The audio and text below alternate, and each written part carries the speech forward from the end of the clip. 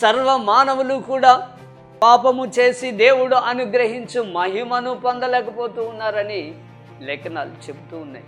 ఆ విధముగా ఈ భూలోకానికి రావడానికి సంకల్పించిన దేవుడు ఆయన తన కార్యాన్ని నెరవేర్చడానికి మానవునిగా శరీరధారిగా తన్ను తాను రిక్తునిగా చేసుకుని ఈ భూలోకానికి వచ్చాడు. అయితే ఈ భూలోకానికి ఎందుకు వచ్చాడు?